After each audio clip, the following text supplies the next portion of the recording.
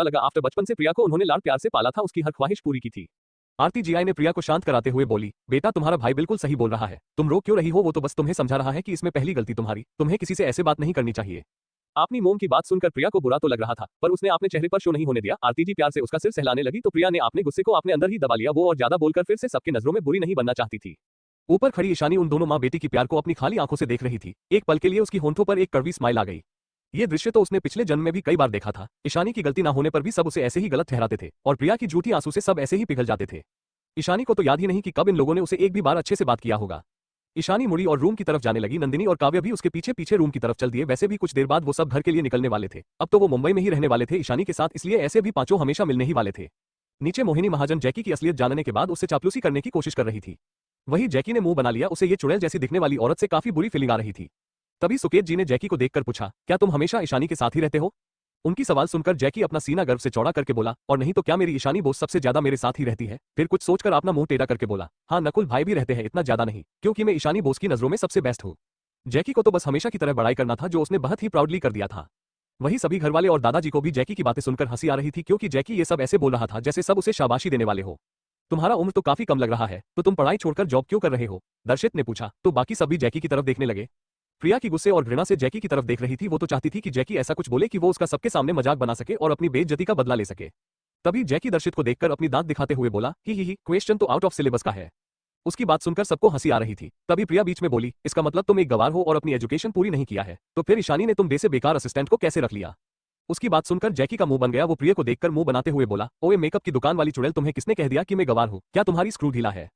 फिर वो अपनी आंखें गोल गोल घुमाते हुए बोला, ईशानी बोस ने तो मुझे यूनिवर्सिटी जाने के लिए बोला, पर मुझे सिर्फ हैकिंग से मतलब था, इसलिए मैंने जिद करके यूनिवर्सिटी जाना छोड़ दिया। इसलिए ईशानी बोस ने मेरे लिए स्पेशल ट्यूटर हायर किया था और वो खुद भी मुझे हैकिंग सिखाती थी, इसलिए मुझे आगे कॉलेज जाने की जरूरत नहीं पड़ी।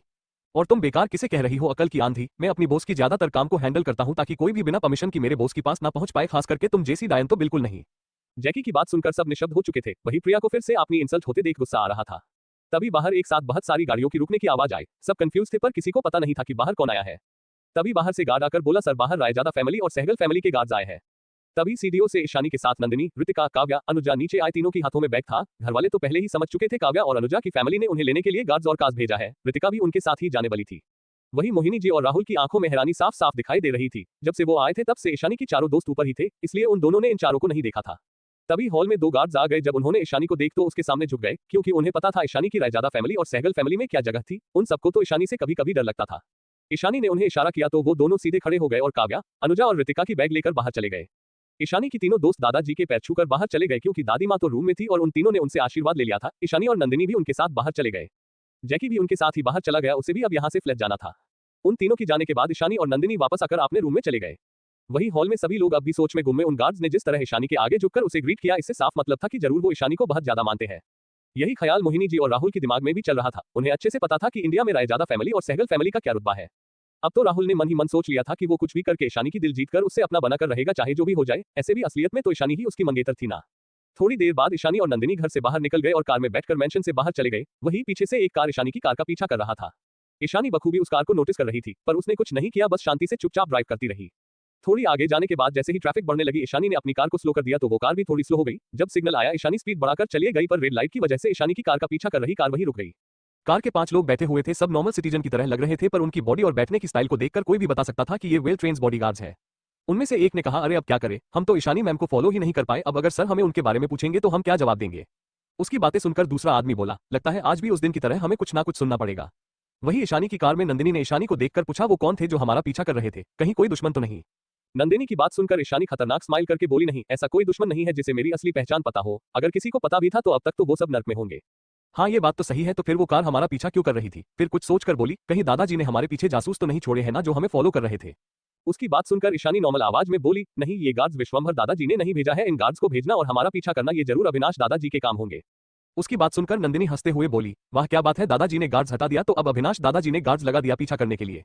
अच्छा है जो तुमने उन्हें चकमा दे दिया, नहीं तो वो सब कुछ अविनाश दादाजी के आगे उगल देते। फिर तो अविनाश दादाजी अगर एक बार शुरू हो जाते तो रुकने का नाम ही नहीं लेते और उनकी सवालों की झाड़ी का तुझे ही आंसर देना पड़ता।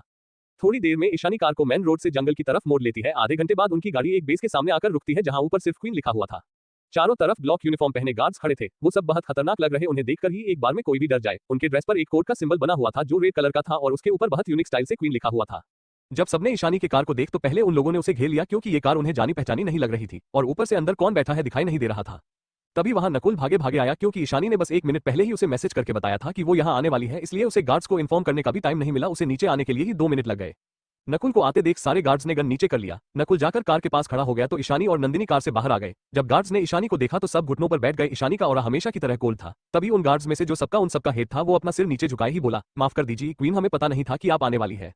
सारे गार्ड्स थोड़ा डर रहे थे। ऐसे तो ईशानी अपनी वफादार लोगों के साथ बहुत अच्छे से बिहेव करती थी, पर उन्हें डर था कि कहीं उन पर गन पॉइंट करने की वजह से क्वीन उन्हें कोई सजा ना दे दे। पर ईशानी ने कुछ नहीं बोला क्योंकि उसे भी पता था कि इन लोगों की कोई भी गलती नहीं है, क्योंकि उसने ही आने से पहले इन्फॉर्म नहीं किया था। ऊपर से वो अपनी गाड़ी नहीं लाई थी जिसे देखकर उसके गार्ड्स उसे पहचान जाते। ईशानी ने उनसे कुछ नहीं बोला और नकुल को इशारा करके नंदिनी के साथ अंदर चली गई। जैसे ही ईशानी वहां से गई तो गार्ड्स ने एक राहत की सांस लिया। नकुल ने भी उन्हें फिर से गार्ड करने के लिए बोलकर अंदर चला गया। धारा 20 साल की एक मासूम सी लड़की जो दिखने में किसी परी से कम नहीं, जो हमेशा दूसरों की मदद करती है और अपनी माँ पापा की लाडली है, वही दूसरी तरफ है रियांश, बिजनेस की दुनिया का बेताज बादशाह, कपूर इंडस्ट्री का सीईओ। ये बहुत रूड और एरोगेंट है। बहुत सारी लड़कियां इनकी दीवानी है, पर धारा और रियांश बंध जाते हैं शादी के पवित्र बंधन में। जहां धारा शादी के बाद करने लगती है रियांश को पसंद और निभाना चाहती है अपने रिश्ते को, पर वही रियांश के दिल में है कोई और। क्या धारा निभा पाएगी अपने रिश्ते को? क्या रियांश को भी हो जाएगा धारा से प्यार, या फिर टूट जाएगा उनका रिश्ता? ये जानने के लिए पढ़िए हिज अनवांटेड वाइफ। मेरे प्यारे रीडर्स, आप इस स्टोरी को मेरी लाइब्रेरी में जाकर पढ़ सकते हैं, आपको जरूर मिल जाएगी। आप जरूर एक बार हिज अनवांटेड वाइफ पढ़िए। आई होप आपको ये स्टोरी पसंद आएगी। CH63 research. ईशानी और नंदिनी पहुंचे राजवंश कॉर्पोरेशन। ईशानी ने सामने मेटेलिक डोर पर अपनी फिंगरप्रिंट स्कैन किया तो एक रोबोटिक आवाज आई, वेलकम क्वीन। ईशानी बिना किसी इमोशन के अंदर चली गई। अंदर सब कुछ हाई टेक्नोलॉजी से बना हुआ था। अंदर गार्ड्स की जगह रॉबर्ट थे। नंदिनी ने पहले ही दिल्ली की बेस पर ये सब कुछ देख था, पर वहां पर भी इतने सारे रॉबर्ट्स और हाई टेक्नोलॉजी से बना गैजेट नहीं था, पर यहाँ तो सब ऐसे पड़ा हुआ है जैसे वो सब कोई कचरा हो। नकुल तो वैसे भी सब कुछ जनता था और ज्यादातर काम भी वही संभालता था, पर कभी कभी तो वो भी अपनी बॉस की इंटेलिजेंस से हैरान हो जाया करता था। जितने भी 10 के आसपास छोटे छोटे रॉबर्ट थे वो भी अपनी रोबोटिक आवाज से एक्टिव होकर ईशानी को वेलकम कर रहे थे। थोड़ी देर बाद ईशानी, नकुल और नंदिनी ऊपर के फ्लोर पर पहुंच गए जहां 2 रॉबर्ट्स इंसानों की तरह क्लीनिंग इक्विपमेंट के साथ नीटली सब कुछ क्लीन कर रहे थे। इन सारे रॉबर्ट्स को 3 साल पहले ईशानी ने ही बनाया था और उनके अंदर सारे फीचर्स और प्रोग्राम भी ईशानी ने डाला था। और ईशानी के साथ काम कर रहे साइंटिस्ट भी इस बात से हैरान थे क्योंकि इतनी ज्यादा रॉबर्ट्स इतनी हाई टेक्नोलॉजी और रेजिस्टेंस के साथ बनाना कोई मामूली बात नहीं थी, इसलिए सब ईशानी को बहुत रिस्पेक्ट देते थे। आगे जाकर एक ग्लास डोर पर ईशानी ने फिंगरप्रिंट दिया। उस ग्लास डोर को देखकर कोई भी नहीं बता सकता कि उसके अंदर भी कोई रूम है, क्योंकि वो डोर बिल्कुल बाकी की ग्लास वॉल की तरह ही लग रहा था। इस डोर के बारे में बहुत कम लोगों को ही पता है। जो ईशानी की बहुत करीब है या तो उसके वो ट्रस्टवर्थी साइंटिस्ट जिन पर ईशानी ट्रस्ट करती थी। अंदर बहुत बड़ा लैब था। जैसे ही वहां काम कर रहे साइंटिस्ट और डॉक्टर की नजर ईशानी पर गई तो वो दोनों आगे आ गए और ईशानी की तरफ देखकर ग्रीट करते हुए बोले, हेलो क्वीन। ईशानी ने बस सिर हिला दिया, फिर उन दोनों को देख बोली, क्या अपडेट है मिस्टर थॉमस? ईशानी की सवाल सुनकर वो साइंटिस्ट जिसका नाम थॉमस था वो पास रखा एक बटन प्रेस करता है तो उनके आगे एक स्क्रीन खुल जाती है। थॉमस उसे देखते हुए बोला, क्वीन, ये रिसर्च 90% तक सक्सेसफुल हो चुका है, बस 2 दिन में पूरी तरह से कंप्लीट हो जाएगा और आपने जैसा कहा था स्पाइन ग्रास की प्रॉपर्टीज की वजह से ये बहुत आसानी से सारे हॉट पेशेंट को दिया जा सकता है, ये आसानी से सर्वाइव की चांस को बढ़ा सकता है। तभी ईशानी ने कुछ सोचकर बोली, अगर हम उस आइलैंड पर और भी स्पाइन ग्रास को फार्मिंग के जरिए उगाए तो हम और भी कई सारी मेडिसिन और सीरम में उसे मिलाकर डेवलप कर सकते हैं। जितने भी अमाउंट का स्पाइन ग्रास बचा है उसे डेवलप के लिए रिसर्च करो और पता को ए बेस पर साइंस की एक्सपेरिमेंट पूरा हुआ कि नहीं। इससे सबसे ज्यादा फायदा ये होगा कि ये मेडिसिन बहुत सारी आम इंसानों की जान बचाने के लिए काम आ सकती है। फिर ईशानी ने नकुल की तरफ देखकर बोला, हमारे आदमियों को काम पर लगा दो, मुझे 1 हफ्ते के अंदर रिजल्ट चाहिए। वही ईशानी की बात सुनकर वहां खड़े साइंटिस्ट और डॉक्टर्स ईशानी को एडमिरेशन से देख रहे थे। वो तो पहले से भी ईशानी से बहुत इंप्रेस थे। जब से उन लोगों ने ईशानी के साथ काम किया था तब से अब तक उन्होंने ईशानी को लाखों लोगों की मदद करते देखा, जिस वजह से उन्हें क्वीन के साथ और ज्यादा काम करने को और सीखने को मोटिवेशन मिलता था। नो डाउट कि ईशानी उनसे कहीं ज्यादा इंटेलिजेंट थी। उन्होंने ईशानी जितनी इतनी यंग और टैलेंटेड लड़की को कभी नहीं देखा था। जैसी मेडिसिन की नॉलेज ईशानी के पास थी उनमें से किसी के पास नहीं थी। भले ही ईशानी उन सबसे काफी छोटी थी, पर ईशानी की इंटेलिजेंस और ज्ञान उन सबकी सोच से भी परे थी। ईशानी भी उन सबको अपने साथ इसलिए रखती थी क्योंकि वो सब उसके लिए लॉयल थे। ईशानी एक स्क्रीन की तरफ गई और उसमें कुछ डेटा सेव करने लगी। फिर कुछ देर बाद ईशानी ने एक सीरम बनाया और लैब की अपनी पर्सनल लॉकर में रख दिया। उस लॉकर को सिर्फ ईशानी ही खोल सकती थी। ईशानी के अलावा यहाँ तक कि वहाँ काम कर रहा कोई भी इंसान उसे छू नहीं सकता था, क्योंकि वो लॉकर सिर्फ ईशानी की आई स्कैनिंग करने से ही ओपन होता था। अगर कोई और उसे खेलने की कोशिश करेगा तो वो पूरी तरह से डिस्ट्रॉय हो जाएगा। थोड़ी देर बाद तीनों बाहर चले गए। नकुल को भी कुछ काम था इसलिए वो भी उनके पीछे गार्ड्स को कुछ ऑर्डर देकर चला गया। ऐसे भी जब से जैकी यहाँ आया था उसने उसे परेशान करके रखा था। एक दिन भी ऐसा नहीं जा रहा था जिस दिन जैकी ने उसे ताना ना मारा हो। ईशानी जैसे ही कार में बैठी उसे मोक्ष की तरफ से मैसेज आ गया। उसने मैसेज देखा तो अनायास ही उसकी होंठों पर एक मुस्कान आ गई, क्योंकि मोक्ष ने लिखा था, बेबी डॉल तुम ऑफिस आ जाओ मेरे साथ लंच करने, वरना मैं ही तुम्हारे घर आ जाऊंगा क्योंकि अब मैं तुम्हारे बिना एक भी सेकंड नहीं रह सकता हूँ। ईशानी की वो स्माइल जिसे नंदिनी ने बखूबी देख लिया था, वो तो सोच रही थी ऐसा कौन है जिसने आइस क्वीन को मुस्कुराने पर मजबूर कर दिया। उसने अपनी फोन निकला फोटो खींचने के लिए, पर अफसोस वो ईशानी की फोटो खींच पाती उससे पहले ही ईशानी का चेहरा पहले जैसा हो गया। तभी उसे याद आया, अरे अब तो उसकी इशू के पास दुनिया का सबसे हैंडसम बॉयफ्रेंड है ना, मिस्टर मोक्ष राजवंश, तो जरूर ईशानी उसकी ही बात सोचकर स्माइल कर रही होगी। ईशानी ने फोन डैशबोर्ड पर रख दिया और ड्राइव करने लगी। तभी नंदिनी ने पूछा, क्या ये जीजू की तरफ से मैसेज था? हाँ, हम राजवंश कॉर्पोरेशन जा रहे हैं, ईशानी ने अपनी सर हाँ में हिलाते हुए बोली। ओहो, तो मेरा शक सही निकला, तेरी चेहरे पर मुस्कान जीजू की वजह से आ गई थी। क्या बात है, मेरी माफिया क्वीन तो 17 साल की बच्ची की तरह ब्लश कर रही है, जैसा पहली बार प्यार में पड़ने वाले करते हैं। ईशानी की गाल सच में थोड़े लाल हो गए थे। नंदिनी की बात सुनकर ईशानी ने घूरकर उसे देखा, फिर आपने ड्राइव पर फोकस करने लगी। वही राजवंश कॉर्पोरेशन में मोक्ष आपने फोन को देख रहा था। जब उसने देखा कि उसकी बेबी डॉल ने उसके मैसेज को देख लिया है तो वो बहुत खुश हो गया और अपनी बेबी डॉल के रिप्लाई का इंतजार करने लगा, पर जब 5 मिनट तक भी उसकी बेबी डॉल की तरफ से कोई रिप्लाई नहीं आया तो उसकी मुठिया भींच गई। उसने आपने वॉच को एक्टिवेट किया और अपनी बेबी डॉल आसपास के आवाज सुनने की कोशिश करने लगा, पर ईशानी मोक्ष को सरप्राइज देने के लिए वॉच की वॉइस डिवाइस को ऑफ कर दिया था, जिस वजह से मोक्ष को ईशानी की बातें और आसपास की बातें सुनाई नहीं दे रही थी। इसलिए उसने जल्दी से अपनी बेबी डॉल की लोकेशन चेक किया तो लोकेशन बहुत डिस्टेंस में शो हो रहा था, जिस वजह से वो थोड़ा उदास हो गया। उसे लगा जरूर उसकी बेबी डॉल अपने ऑफिस की किसी काम में बिजी होगी, इसलिए उसने अपना लैपटॉप ऑन करके फिर से काम करने लगा। आधे घंटे बाद ईशानी की कार आकर राजवंश कॉर्पोरेशन के सामने रुकी। ज्यादातर गार्ड्स और स्टाफ ईशानी के मास्क के बावजूद भी अब तक ईशानी को पहचान गए थे, क्योंकि बहुत बार नमन ईशानी को लेने आता था। वही नंदिनी चारों ओर देख रही थी। भले ही वो बड़ी बड़ी जगह पर गई थी, पर इतनी बड़ी कंपनी में वो कभी नहीं आई थी। पर जी कॉर्पोरेशन भी बहुत बड़ा था, पर राजवंश कॉर्पोरेशन की इंटीरियर डिजाइन जी कॉर्पोरेशन की इंटीरियर से काफी डिफरेंट थी। इसलिए नंदिनी एक्साइटेडली सारे इंटीरियर को ध्यान से देख रही थी, क्योंकि उसे पॉलिटिक्स और बिजनेस में कोई इंटरेस्ट नहीं था। वो तो एक इंटीरियर डिजाइनर बनना चाहती थी और एक डिजाइनिंग कंपनी खोलना चाहती थी। ग्राउंड फ्लोर पर किसी ने भी ईशानी को रोकने की कोशिश नहीं की। रिसेप्शनिस्ट ने नमन को कॉल किया था, पर ईशानी ने रिसेप्शनिस्ट से फोन लेकर नमन को मोक्ष को उसकी आने के बारे में बताने से मना कर दिया। नमन भी ईशानी की बात मान गया, क्योंकि उसे पता था उसकी लेडी बॉस को उसे अपनी बॉस जितनी ही इज्जत देनी है, वरना उसके बॉस उसे पक्का नर्क भेज देंगे। ईशानी लिफ्ट की तरफ चली गई, नंदिनी भी उसके पीछे चली गई। ऐसे भी ईशानी की ऑरा और प्रेजेंस काफी पावरफुल था कि कोई कुछ बोलने की हिम्मत ही नहीं कर पा रहा था। फिर भी लड़के अब भी ईशानी को मुड़ मुड़ कर देख रहे थे। उन्हें तो पहले दिन से ही ईशानी पर क्रश था। ईशानी ने लिफ्ट में ही अपना मास्क निकल लिया। दोनों टॉप फ्लोर पर पहुंचकर लिफ्ट से बाहर चले गए। नंदिनी तो सब कुछ देखते हुए जा रही थी ताकि वो फ्यूचर में इससे कुछ काम में ला सके। वो अभी चल ही रही थी कि किसी से जोर से टकरा गई। वो गिरने वाली थी कि ईशानी ने उसे संभाल लिया। जब दोनों ने सामने देखा तो एक लड़की नीचे गिरी हुई थी। नंदिनी उस लड़की को देखकर सारी बोलने ही वाली थी कि वो लड़की जल्दी से खड़ी हुई और गुस्से से नंदिनी को घूरते हुए बोली, हे यू इडियट, तुम अंधी हो क्या? देख के नहीं चल सकती? तुम्हारी वजह से मैं गिर गई। उसे ऐसे नंदिनी को डांटते देख ईशानी की आंखें बहुत कोल्ड हो गई। वही उस लड़की की तेज आवाज सुनकर सारे सेक्रेटेरियल डिपार्टमेंट के स्टाफ उन तीनों की तरफ ही देखने लगे। तभी उस लड़की के पास 3 लड़कियां आ गई और उस लड़की को चेक करते हुए एक लड़की जिसका नाम टीना था वो बोली, दीप्ति तुम ठीक तो हो ना? तुम्हें कुछ हुआ तो नहीं? फिर नंदिनी की तरफ देखकर बोली, तुम ऊपर देखकर चल रही थी क्या? तुम्हें पता भी है दीप्ति कौन है? वही सारे स्टाफ बस देख रहे थे, क्योंकि जब से दीप्ति आई थी हमेशा रॉब में रहती थी और सारे स्टाफ जानते थे कि वो वीरेंद्र रहाणे की बेटी है और राजवंश खानदान से उनका अच्छा रिश्ता है। इसलिए स्टाफ उसे कुछ नहीं बोलते थे, जिस वजह से प्रिया के अंदर और भी ज्यादा अकड़ और घमंड आ गया था। तभी नंदिनी अपनी मुंह बनाते हुए बोली, वो कोई भी हो मुझे क्या वो कोई महान आत्मा है जिसे सबको उसका नाम याद रखना चाहिए? नंदिनी की जवाब सुनकर तो दीप्ति और भी गुस्से में आ गई। वही उसके पास खड़ी उसकी तीनों चमचियां टीना, रिया और समिता भी नंदिनी को गुस्से से घूरने लगे। समिता अगर आकर बोली, तुम्हारी हिम्मत कैसे हुई दीप्ति की ऐसी इंसल्ट करने की? अगर वो चाहे अभी के अभी तुम्हें यहाँ से धक्के मार के निकाल सकती है। क्या तुम्हें डर नहीं कि तुम्हारी जॉब जा सकती है? उसकी बात सुनकर नंदिनी उसे अजीब नजरों से देखने लगी। जब वो यहाँ जॉब ही नहीं करती तो फिर ये पागल लड़की उसे जॉब से निकलने की धमकी क्यों दे रही है? धारा 20 साल की एक मासूम सी लड़की जो दिखने में किसी परी से कम नहीं, जो हमेशा दूसरों की मदद करती है और अपनी माँ पापा की लाडली है। वही दूसरी तरफ है रियांश, बिजनेस की दुनिया का बेताज बादशाह, कपूर इंडस्ट्री का सीईओ। ये बहुत रूड और एरोगेंट है। बहुत सारी लड़कियां इनकी दीवानी है, पर धारा और रियांश बंध जाते हैं शादी के पवित्र बंधन में। जहां धारा शादी के बाद करने लगती है रियांश को पसंद और निभाना चाहती है अपने रिश्ते को, पर वही रियांश के दिल में है कोई और। क्या धारा निभा पाएगी अपने रिश्ते को? क्या रियांश को भी हो जाएगा धारा से प्यार, या फिर टूट जाएगा उनका रिश्ता? ये जानने के लिए पढ़िए हिज अनवांटेड वाइफ। रीडर्स, आप इस स्टोरी को मेरी लाइब्रेरी में जाकर पढ़ सकते हैं, आपको जरूर मिल जाएगी। आप जरूर एक बार हिज अनवांटेड वाइफ पढ़िए। आई होप आपको ये स्टोरी पसंद आएगी। पर CH-64 ईशानी ने मारा, मोक्ष की बाहों में ईशानी, सबकी हैरानी। नंदिनी समिता को अजीब नजरों से देख रही थी। उसे समझ नहीं आ रहा था कि ये पागल लड़की है जो उसके जीजू के ऑफिस से ही उसे बाहर निकलने की धमकी दे रही है। वही दीप्ति लगा कि समिता की बात सुनकर जरूर ये लड़की डर गई होगी, इसलिए वो घमंड से अपना सिर ऊपर करके नंदिनी की तरफ देखने लगी। तभी टीना घमंड से बोली, ए लड़की चल चुपचाप दीप्ति से माफी मांग, वरना उन्हें एक पल भी नहीं लगेगा तुझे इस ऑफिस से बाहर फेंकने में। अब तो नंदिनी को भी गुस्सा आने लगा था। उसने हुआ से उसे घूरते हुए बोली, तुम मुझे बाहर फेंकोगी? एक बार हाथ लगाकर तो दिखाओ, तेरे इस हाथ को काट दूंगी और तुझे टकली करके ऑफिस में घुमाऊंगी, देख लेना। उसकी बात सुनकर तो दीप्ति और उसकी तीनों चमचियों को गुस्सा आने लगा। दीप्ति को नंदिनी की कही बातें अपनी इंसल्ट की तरह लग रही थी। तुम जैसी 2 कौड़ी की लड़की की हिम्मत भी कैसे हुई मुझे दीप्ति रहाणे को इंसल्ट करने की? जब से ईशानी और नंदिनी आए थे तब से दीप्ति, नंदिनी और ईशानी की खूबसूरती खल रही थी। खास करके ईशानी की खूबसूरती देखकर तो उसे बहुत ज्यादा जलन हो रही थी। ओह मेकअप की दुकान, तुम जो कोई भी हो, इससे मुझे क्या? मुझे तुम्हारा नाम जानने की इंटरेस्ट नहीं है। ओके, नंदिनी ने अपनी मुंह सिकोड़ते हुए बोला। तुम दीप्ति इस वक्त गुस्से के मारे पागल होने वाली थी। उसे समझ नहीं आ रहा था आखिर ये लड़की कौन है जो उसे दीप्ति को नहीं जानती। वही रिया, टीना और समिता को भी गुस्सा आ रहा था। आसपास के सारे स्टाफ दीप्ति की बेइज्जती होते हुए देखकर अपना मुंह दबाकर हंस रहे थे और दीप्ति और उसकी तीनों चमचियों की मजाक उड़ा रहे थे। दीप्ति ने भी उन सबको नोटिस कर लिया था कि कैसे वो सब उस पर हंस रहे हैं, इसलिए उसे और भी ज्यादा गुस्सा आ रहा था। रिया गुस्से आगे बढ़ गई और नंदिनी के पास जाकर बोली, तुम जो कोई भी हो, मैं तुम्हें आज जरूर सबक सिखाऊंगी ताकि तुम फ्यूचर में कभी दीप्ति और हमसे ना उलझो। इतना कहकर उसने नंदिनी को मारने के लिए अपना हाथ उठा दिया। ईशानी जो अब तक चुपचाप बिना इमोशन के खड़ी होकर उन सब का नाटक देख रही थी, क्योंकि उसे पता था नंदिनी अकेली उन सबको सबक सिखा सकती है, पर रिया को नंदिनी पर हाथ उठाता देख उसकी आंखें सर्द हो गई। उसकी आसपास का ऑरा बेहद खतरनाक हो गया। नंदिनी कुछ करती उससे पहले ही ईशानी ने रिया की हाथ को पकड़ लिया। उसकी पकड़ इतनी टाइट थी कि रिया को दर्द होने लगा। दर्द की वजह से वो रोने लगी और अपने हाथ को छुड़ाने की कोशिश करने लगी। मेरी हाथ छोड़ो प्लीज, बार बार कहने लगी, क्योंकि उससे ये दर्द बर्दाश्त नहीं हो रहा था। पर ईशानी की पकड़ उसकी हाथ पर उल्टा और भी कसती जा रही थी। सब लोग शौक होकर ईशानी को देख रहे थे। रिया की आवाज से सब होश में आए।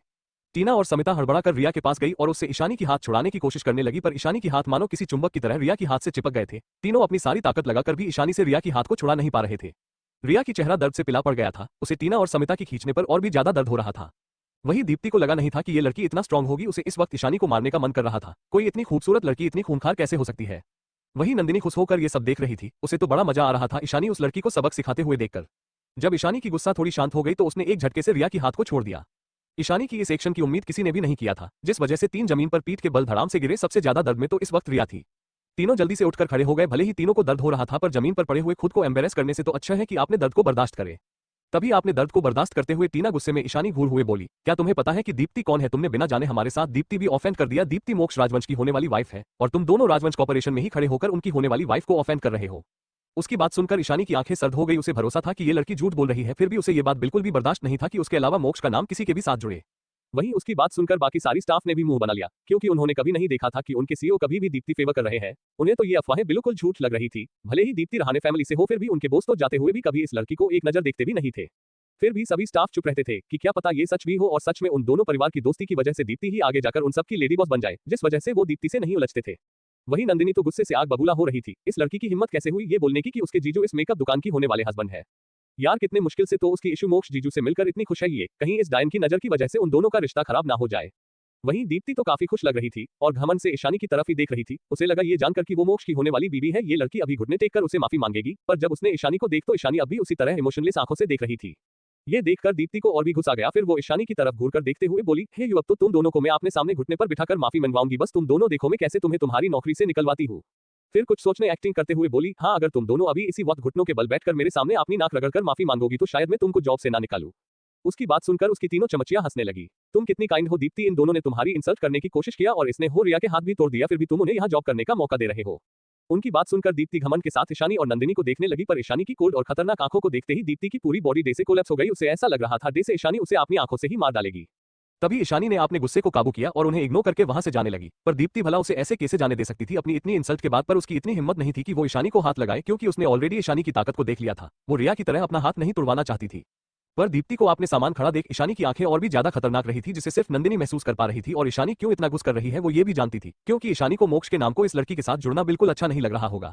मेरे सामने से हटो, ईशानी ने बहुत ही खतरनाक आवाज में दीप्ति को देखते हुए कहा। इस वक्त वहां का टेम्परेचर गिरता हुआ महसूस हो रहा था। दीप्ति तो ईशानी की इतनी खतरनाक आवाज सुनकर डर गई, पर वो हार नहीं मानने वाली थी। तभी ईशानी ने उसकी घुटनों पर एक जोर से किक किया, जिस वजह से दीप्ति दर्द से कराहते हुए जमीन पर घुटनों के बल धड़ाम से गिर गई। उसकी आंखों से आंसू बहने लगे।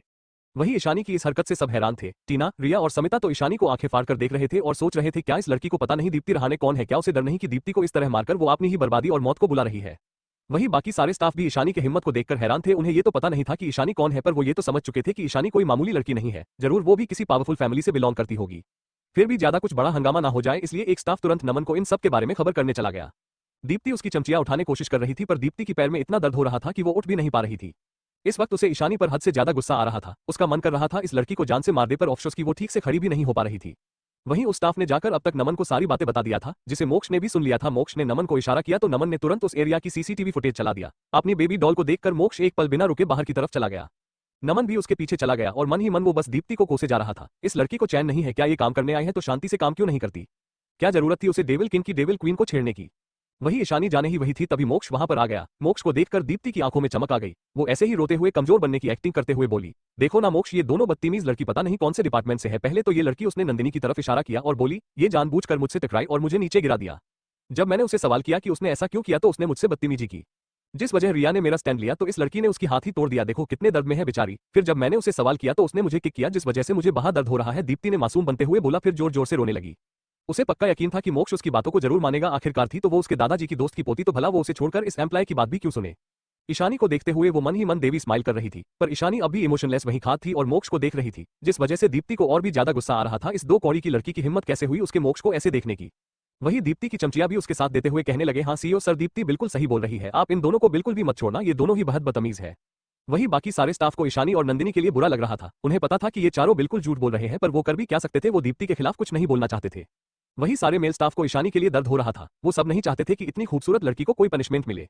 तभी मोक्ष चलते हुए दीप्ति की तरफ आने लगा। उसे अपनी तरफ आता देख दीप्ति खुश हो गई। उसे लगा मोक्ष को उसकी चिंता हो रही है, शायद इसलिए वो उसके पास ही आ रहा है। वो तो खुली आंखों से सपने देखने लगी और फिर नाटक करने लगी जैसे वो बहुत दर्द में हो, जो कि सच भी था। वो सपने देख रही थी कि मोक्ष उसे अपनी गोद में उठाएगा और उसकी केयर करेगा। पर उसकी सपनों को तोड़ते हुए मोक्ष उसे एक नजर भी देखे बिना उसे जमीन पर छोड़कर क्रॉस करके आगे बढ़ गया।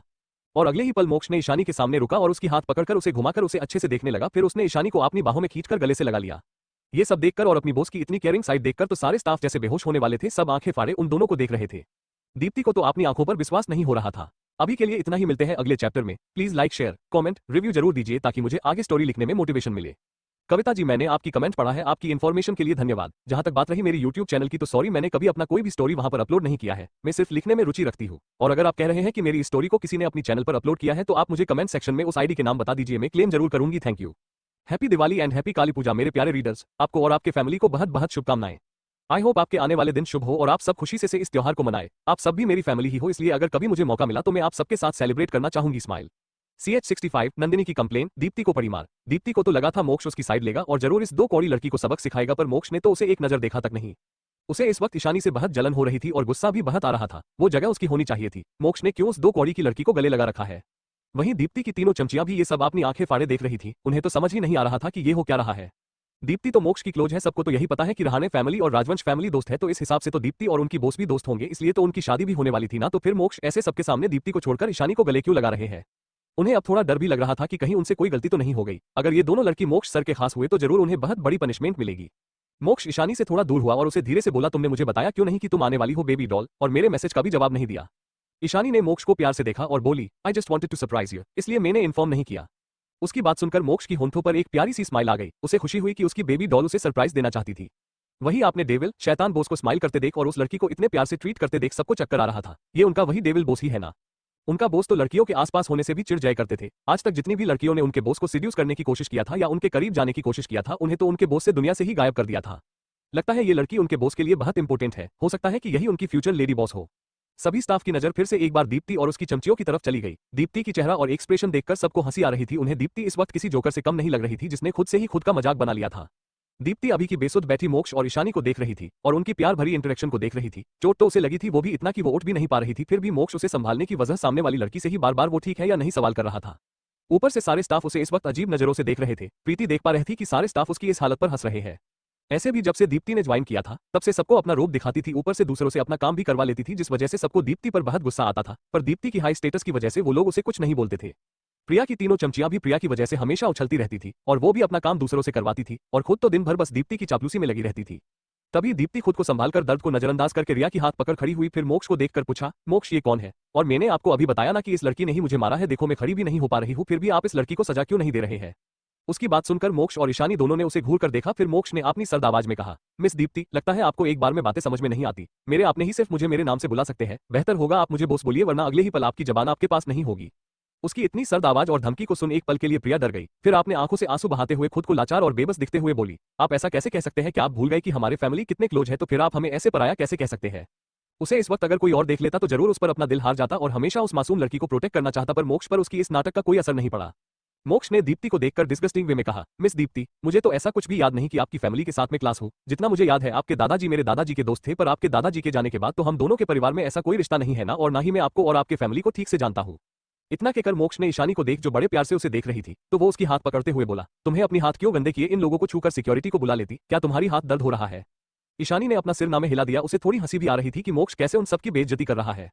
वही मोक्ष की बातें सुनकर तो सब दीप्ति और उसके दोस्तों के साथ पूरा स्टाफ ही जम गया था। मोक्ष तो दीप्ति और उसके चमचियों को किसी कचरे की तरह ट्रीट कर रहे थे। सारे स्टाफ को बहुत मजा आ रहा था दीप्ति की बेइज्जती होता हुआ देख। तभी नंदिनी जो साइड में खड़ी मजा ले रही थी, वो मोक्ष को देखते हुए प्यार से बोली, जीजू हम जब से यहाँ आए हैं ये चारों लड़कियों मुझे और इशू को परेशान किए जा रहे हैं। मोक्ष ने नंदिनी की आवाज सुनकर उसकी तरफ देखा, क्योंकि अब तक तो वो अपनी बेबी डॉल को देखने में इतना खो गया था कि उसकी नजर नंदिनी पर गया ही नहीं था। पर नंदिनी का खुद को जीजू कहना उसे बहुत अच्छा लग रहा था। उसे पता चल गया कि जरूर ये उसकी बेबी डॉल के चारों दोस्तों में से एक होगी। नंदिनी ने रिया की तरफ उंगली पॉइंट करते हुए बोली, ये लड़की तो सबसे ज्यादा बदतमीज है, इसने मुझे मारने के लिए भी हाथ उठाया था। फिर टीना और समिता की तरफ उंगली दिखाकर बोली, ये दोनों तो बहुत बड़ी पागल है, कह रहे थे कि ये मेकअप की दुकान। उसने दीप्ति की तरफ उंगली पॉइंट करके बोली, आपकी होने वाली है। भला ये मेकअप से पुती पूतना जैसी शकल वाली से आपका नाम ये कैसे जोड़ सकते हैं? ऊपर से ये चारों हमें जॉब से निकालने की धमकी दे रहे थे, जैसे ये ऑफिस उनका ही हो। उसकी बात सुनकर मोक्ष की आंखें और भी ज्यादा कोल्ड हो गई। उसने घूरकर उन चारों को देखा तो चारों की रीढ़ की हड्डी तक कांप गई। मोक्ष का ऑरा इस वक्त बहुत खतरनाक था। इन सब की हिम्मत कैसे हुई उसकी बेबी डॉल के सिवा किसी और के साथ उसका नाम जोड़ने की? तभी नंदिनी ने आग में घी डालते हुए फिर से दीप्ति की तरफ उंगली पॉइंट करके बोली, और ये लड़की पता नहीं खुद को क्या समझती है, ये तो इशू को घुटनों के बल बैठकर उससे माफी मांगने को कह रही थी। वही दीप्ति और उसके दोस्त और ज्यादा डर गए, उन्हें मोक्ष की आंखों से बहुत डर लग रहा था। पर दीप्त को अभी भी एक विश्वास और घमंड था कि मोक्ष उसे कुछ भी नहीं करेगा। सामने खड़ी लड़की उनके लिए कोई भी क्यों ना हो, पर मोक्ष के एल्डर को वो पसंद थी, इसलिए तो शायद मोक्ष के दादाजी और दादी माँ ने उन दोनों के शादी के बाद चलते वक्त कुछ नहीं बोले थे। पर उसे कौन समझाए कि राजवंश फैमिली में कोई भी उसे पसंद नहीं करता है, या वो सब तो मोक्ष को विला बुलाने के लिए और मोक्ष की मन की बात जानने के लिए बस दिखावा किया था।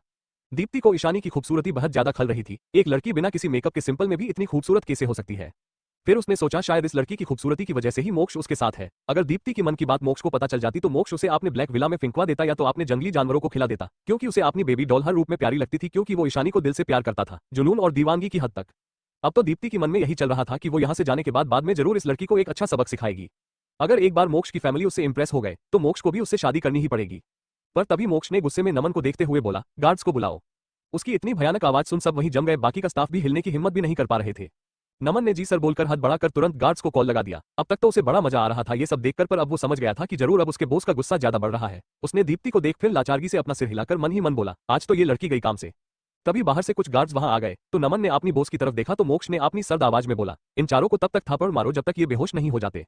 मोक्ष की बात सुनकर दीप्ति और उसके चमचिया डर से कांप गए। तभी दीप्ति मोक्ष को देखते हुए बोली, मोक्ष आप ऐसा कैसे कर सकते हैं मेरे साथ। वो आगे कुछ कहती उससे पहले एक लेडी गार्ड में उसे पकड़ लिया और दूसरे गार्ड उसे थापड़ मारने लगी। दीप्ति की आगे की बात तो उसके गले में ही अटक गई, उसका कान जैसे सुन पड़ गया था। दर्द से बस वो चिल्ला सकती थी, पर गार्ड को इस बात से कोई फर्क नहीं पड़ रहा था। वो गार्ड बेरहमी से बस उसे थापड़ मारे जा रही थी। दीप्ति की दोनों गाल सूज गई थी, उसकी होंठों से खून बह रहा था। टीना, रिया और समिता तो दीप्ति की इस हालत को देखकर डर के मारे थर थर कांप रहे थे। वो वहां से भाग जाना चाहते थे, पर एक एक गार्ड ने उन्हें भी पकड़ रखा था। CH-66 तेजस का नंदिनी पर लट्टू होना, मोक्ष ईशानी की वाइल्ड रोमांस। थोड़ी देर बाद जब दीप्ति से बर्दाश्त नहीं हुआ तो वो बेहोश गई। उसे बेहोश होता देख उसकी तीनों चमचियां डर अब तो तीनों को ही बहुत पछतावा रहा था कि क्यों उन लोगों ने दीप्ति की वजह से इन दोनों लड़कियों से पंगा लिया। उन्हें तो लगा था दीप्ति और मोक्ष बहुत क्लोज होंगे, पर उन्हें क्या पता था इस गलतफहमी की वजह से वो इस तरह बर्बाद हो जाएंगे। तभी रिया, जिसकी हाथ को ईशानी ने लगभग तोड़ दिया था, उसने ईशानी की तरफ देखकर रोते हुए बोली, प्लीज मुझे माफ कर दीजिए, मुझसे गलती हो गई, आगे से ऐसा कभी नहीं होगा। पर ईशानी ने उसे इस तरह देखकर भी चुपचाप खड़ी रही। उसे तो पहले से ही इन सबसे कोई मतलब नहीं था, पर उसकी दोस्त पर हाथ उठाकर इस लड़की ने बहुत बड़ी गलती की थी जिसकी सजा उसने उसे दे दी थी। बाकी मोक्ष उसके क्या करता है इससे ईशानी को कोई मतलब नहीं था। वहीं बक सभी स्टाफ ये सब देख रहे थे। उन्हें आज से ये याद रखना होगा कि कभी भी अनजाने में भी वो इस लड़की को ऑफेंड ना कर दे। उन्हें तो ईशानी अपने डेविल बॉस की ही कार्बन कॉपी लग रही थी। थोड़ी देर बाद रिया की हालत भी दीप्ति जैसी हो गई थी। मोक्ष ने नमन की तरफ देख बोला, जब इनका जो जाए तो फायर कर देना। इतना कहकर मोक्ष ने ईशानी के हाथ को पकड़ा और उसे वहां से लेकर चला गया। नंदिनी भी दोनों के पीछे चली गई। वहीं उनके जाने के बाद बाकी स्टाफ गॉसिप करने लगे।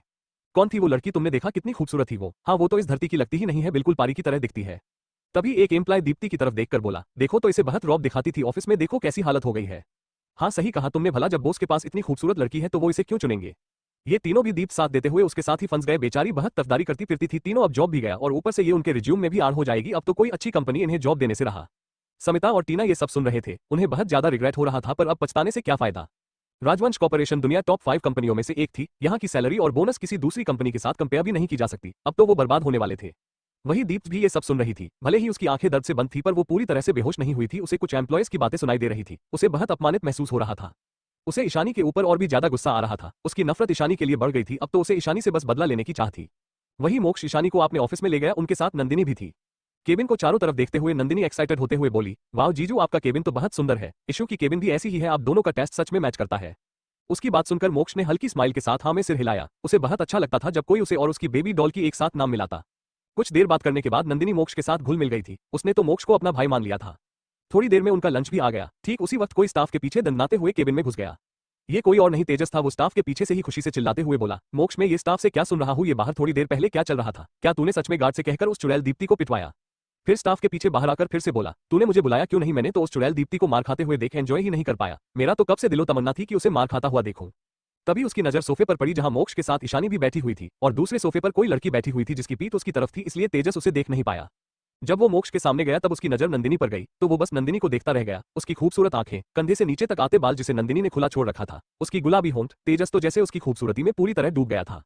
तभी उसके कानों में मोक्ष की तेज आवाज पड़ी, तुम यहाँ क्या कर रहे हो। मोक्ष के आवाज से तेजस अपने होश में आया और नंदिनी को देखते हुए खोए हुए ही बोला, अगर मैं आज यहाँ नहीं आता तो जिंदगी भर मुझे इस बात का पछतावा जिंदगी भर रहने वाला था। वही नंदिनी उसे ऐसे खुद को देखता पाकर अजीब नजरों से तेजस को देख रही थी। उसे समझ नहीं आ रहा था कि ये आदमी उसे ऐसे घूर घूर कर क्यों देख रहा है। फिर तेजस हड़बड़ाते हुए बोला, वो मैं तो ऐसे ही आ गया था, मैं ऑफिस से घर जा रहा था तो सोचा तुमसे मिलता चलूं। इतना कहकर तेजस ने दांत दिखाते हुए सोफे पर बैठ गया। फिर जो स्टाफ खाना रख रहा था उसे देख बेशर्मी से बोला, अरे मेरे लिए भी प्लेट ले आओ, मैं भी यही लंच कर लूंगा। फिर ईशानी की तरफ देख बोला, भाभी मेरा आपके साथ लंच करने से आपको कोई प्रॉब्लम तो नहीं है ना? तेजस की बात सुनकर ईशानी अपना सिर नामे हिला दिया। वही मोक्ष का दिमाग खराब हो रहा था। उसने तो सोचा था आज अपनी बेबी डॉल के साथ अकेले टाइम बताएगा, पर ईशानी के साथ नंदिनी आई थी जिस वजह से चुप था, क्योंकि वो उसे नव्या की तरह लगी। पर अब तो ये तेजस भी आ गया यहाँ उसका दिमाग और खराब करने। मोक्ष ने नामे सिर हिला दिया, फिर प्यार से ईशानी की प्लेट में खाना सर्व करने लगा। वही तेजस तो बस नंदिनी को देखे जा रहा था जब तक स्टाफ उसके लिए एक और प्लेट नहीं लेकर आ गया। जैसे ही होश में आया तुरंत अपनी नजर घुमा लिया, फिर मोक्ष और ईशानी को देखते हुए बोला, भाई ऐसे ये खूबसूरत लड़की कौन है? वही ईशानी जो कब से तेजस को नंदिनी को घूरता हुआ देख लिया था, उसने उसे देखकर बोला, ये मेरी दोस्त है नंदिनी। वैसे उसे तेजस से कोई प्रॉब्लम नहीं था अगर वो नंदिनी को पसंद करता था है तो, क्योंकि उसे पता था मोक्ष के दोस्त हैं इसका मतलब, और मोक्ष ऐसे ही किसी को दोस्त नहीं बनाएंगे। और वो भी कुछ बार तेजस से मिलकर ये जान चुकी थी कि तेजस काफी अच्छा लड़का है और उसे छोटी बहन की तरह ही मानते हैं, जिस वजह से वो नंदिनी को कहकर उन पर भरोसा कर सकती है। वहीं ईशानी की मुंह से नंदिनी की नाम सुनकर तेजस ने मन ही मन इस नाम को दोहराया, नंदिनी, मेरी नंदिनी कितनी प्यारी नेम है, जितनी प्यारी दिखती है नाम भी उतनी ही प्यारी है मेरी स्वीटी की। फिर आपने ख्यालों से बाहर आकर नंदिनी को देखते हुए आपने होंठों पर एक बड़ी सी स्माइल के साथ नंदिनी की प्लेट में खुद ही खाना परोसने लगता है। अरे आप ये क्यों कर रहे हैं, मैं खुद के सकती हूँ, नंदिनी उसे रोकते हुए बोली। उसकी बात सुनकर तेजस उसकी प्लेट में और भी खाना रखते हुए बोला, अरे ऐसे केसे में आपको खुद ही काम करने दे सकता हूँ, आप ईशानी भाभी की दोस्त है, हमारा भी कोई रिस्पॉन्स बनता है ना कि आपको अच्छे से ट्रीट करे। ऊपर से आप यहाँ पहली बार आए हैं तो इतना तो बनता है। इतना कहकर तेजस नंदिनी को एक बड़ी स्माइल के साथ देखते हुए मन ही मन बोला, जब मैं अपने मम्मी को बताऊंगा कि मैंने उनके लिए एक प्यारी सी बहू ढूंढ लिया है तो वो कितना खुश होंगी। ऐसे भी हर दिन मुझे यही बोलकर परेशान करते रहते हैं कि ना तो तेरी कोई गर्लफ्रेंड ना ही किसी अच्छी लड़की को बहू बना रहा है। जब सब मेरी नंदिनी को देखेंगे तो जरूर जेलस फील करने लगेंगे, आखिर वो है ही इतनी क्यूट। इतना सोचकर उसके होठों पर एक प्राउड भरी मुस्कान आ गई। वहीं को तेजस को देख उसकी होंठों पर एक तिरछी स्माइल आ गई। लंच करने के बाद नंदिनी बोली, जीजू क्या मैं आपका पूरा ऑफिस देख सकती हूँ? उसकी बात सुनकर मोक्ष नंदिनी को देखकर बोला, हाँ क्यों नहीं, मैं अभी नमन को बुलाता हूँ, वो तुम्हें पूरा ऑफिस घुमा देगा। ये बोलते हुए उसकी तिरछी नजरें तेजस पर टिकी हुई थी, जिसका मुंह मोक्ष के बात सुनकर कला पड़ गया था। नंदिनी को नमन के साथ सोचकर उसका मुंह बन गया, फिर वो मोक्ष को देख बोला, कोई जरूरत नहीं है, मैं हूं ना, मैं उन्हें पूरी ऑफिस ऐसी तरह से घुमा दूंगा। फिर नंदिनी की तरफ देख स्माइल करते हुए बोला, तो चले आपको मैं पूरा ऑफिस अच्छी तरह से घुमा दूंगा। ईशानी अच्छे से समझ पा रही थी कि मोक्ष क्या करने की कोशिश कर रहा है, उसे थोड़ी हंसी भी आ रही थी इस बात से। नंदिनी भी हाँ में सिर हिलाकर तेजस के साथ जाने के लिए उठ गई, तो तेजस खुश हो गया और नंदिनी के साथ चला गया। वही जैसे ही दोनों बाहर गए मोक्ष ने ईशानी को खींचकर अपने गोद में बैठा लिया। मोक्ष के अचानक खींचने से ईशानी सकपका गई, पर मोक्ष ने उसे संभालने का भी मौका दिया, बिना हंगली उसे किस करने लगा। मोक्ष आज पहले से भी ज्यादा पैशनेट था, उसका एक हाथ ईशानी के कमर पर घूम रहे थे। ईशानी भी मोक्ष को रिस्पॉन्स देने लगी, ईशानी के हाथ भी मोक्ष के बलों में घूमने लगे। ईशानी की साथ पाकर तो मोक्ष और भी ज्यादा एग्रेसिव हो गया था। मोक्ष के जीभ ईशानी के मुंह के अंदर को एक्सप्लोर कर रहा था, तो कभी ईशानी की जीभ के साथ खेल रहा था। 25 मिनट के बाद जब मोक्ष को महसूस हुआ कि ईशानी सांस नहीं ले पा रही है तो उसने ईशानी को छोड़ दिया, तो ईशानी गहरी गहरी सांसें लेने लगी, जिस वजह से उसकी चेस्ट ऊपर नीचे हो रही थी, जो मोक्ष के अंदर की आग को और भी ज्यादा भड़काने की काम कर रहा था। जब मोक्ष से और ज्यादा कंट्रोल नहीं हुआ तो वो ईशानी की नेक और कालाबोन को किस और बाइट करने लगा। धीरे धीरे वो ईशानी की क्लीवेज पर किस और सक करने लगा। मोक्ष का कंट्रोल धीरे धीरे छूट रहा था, इस वक्त वो पूरी तरह से हार्ड हो गया था। खुद पर काबू कर पाना उसके लिए मुश्किल हो रहा था। मोक्ष हमेशा ऐसे ही अपनी बेबी डोल के करीबी से अनकंट्रोल हो जाता था। मोक्ष ने ईशानी को वही सोफे पर ही लिटा दिया और उसके ऊपर आ गया, फिर ईशानी को किस और बाइट करने लगा। वही मोक्ष के ऐसे वाइल्डली किस और बाइट से ईशानी की मुंह से सिस्कारियां निकल रही थी, जिस वजह से मोक्ष और भी ज्यादा मदहोश हो रहा था। अभी के लिए इतना ही, मिलते हैं अगले एपिसोड में। धारा 20 साल की एक मासूम सी लड़की जो दिखने में किसी परी से कम नहीं, जो हमेशा दूसरों की मदद करती है और अपनी माँ पापा की लाडली है, वही दूसरी तरफ है रियांश, बिजनेस की दुनिया का बेताज बादशाह, कपूर इंडस्ट्री का सीईओ। ये बहुत रूड और एरोगेंट है, बहुत सारी लड़कियां इनकी दीवानी है, पर धारा और रियांश बंध जाते हैं शादी के पवित्र बंधन में, जहां धारा शादी के बाद करने लगती है रियांश को पसंद और निभाना चाहती है अपने रिश्ते को, पर वही रियांश के दिल में है कोई और। क्या धारा निभा पाएगी अपने रिश्ते को? क्या रियांश को भी हो जाएगा धारा से प्यार, या फिर टूट जाएगा उनका रिश्ता? ये जानने के लिए पढ़िए हिज अनवांटेड वाइफ। रीडर्स, आप इस स्टोरी को मेरी लाइब्रेरी में जाकर पढ़ सकते हैं, आपको जरूर मिल जाएगी। आप जरूर एक बार हिज अनवांटेड वाइफ पढ़िए। आई होप आपको ये स्टोरी पसंद आएगी। CH67 मोक्ष और ईशानी की हॉट रोमांस, तेजस की ख्याली पुलाव। दोनों की गहरी सांसों की आवाजें पूरे केबिन में सुनाई दे रही थी। मोक्ष हंगरली ईशानी की गले और कालाबोन को किस और सक किए जा रहा था। मोक्ष का एक हाथ ईशानी की चेस्ट पर चल रहा था, वो ईशानी की उभारों को सेंचुअली तरीके से हल्के हल्के प्रेस कर रहा था, जिस वजह से ईशानी और भी ज्यादा बेचैन हो रही थी। मोक्ष अब खुद को कंट्रोल नहीं कर पा रहा था। ईशानी की सॉफ्ट बॉडी को महसूस करके मोक्ष पागल होने लगा था। वो ईशानी की बॉडी को सेंचुअली टच करते हुए फिर से उसके होठों पर आ गया। उसे ईशानी होंठ किसी चेरी जैसी मीठी लग रही थी। अगर उसका बस चलता तो वो ईशानी को एक पल के लिए भी खुद से दूर नहीं करता। उसने बिना किस ब्रेक किए झटके से ईशानी को अपने गोद में उठा लिया और उसे अपने गोद में उठाए हुए केबिन से अटैच रूम की तरफ ले गया। पहले तो ईशानी मोक्ष के ऐसे अचानक उठाने से चौंक गई थी, फिर उसने खुद को संभालकर मोक्ष के कमर पर अपने दोनों पैर को लपेट लिया। मोक्ष ने ईशानी एक हाथ से होल्ड करके रूम का डोर ओपन किया और ईशानी को लेकर अंदर चला गया और ईशानी को बेड पर लिटा दिया, फिर खुद उसके ऊपर आ गया, पर अभी भी दोनों के होंठ एक दस से जुड़े हुए थे। मोक्ष के हाथ अभी भी ईशानी के उभारों को सहला रहे थे तो कभी प्रेस कर रहे थे। मोक्ष ईशानी से थोड़ा दूर हुआ और ईशानी की उभारों को सहलाते हुए एक हाथ से अपनी शर्ट की बटन खोलने लगा। ईशानी की सांसें ऊपर नीचे हो रही थी, जिस वजह से ईशानी की चेस्ट भी ऊपर नीचे हो रहा था, जिसे मोक्ष बड़े ही सेंसुअल तरीके से प्रेस कर रहा था। मोक्ष को आपने शर्ट के बटन खोलता देख पहले तो ईशानी हड़बड़ा गई, पर मोक्ष की broad chest, 8 pack abs, perfect body को देखकर तो जैसे ईशानी मोक्ष में ही कहीं खो गई। मोक्ष ने अपने शर्ट को नीचे फेंक दिया, फिर ईशानी देखना लगा जो शिद्दत से उसे घूरे जा रही थी। अपनी बेबी डॉल को खुद को ऐसे खोए हुए से अंदाज में देखते हुए देखकर मोक्ष की होंठों पर एक तिरछी स्माइल आ गई। वो ईशानी के कान के पास जाकर मदहोश भरी आवाज में बोला, you want touch it baby doll. वहीं ईशानी को तो जैसे कुछ होश ही नहीं था, उसने बेख्याली में ही हाँ में अपना सिर हिला दिया तो मोक्ष की स्माइल और भी बड़ी हो गई।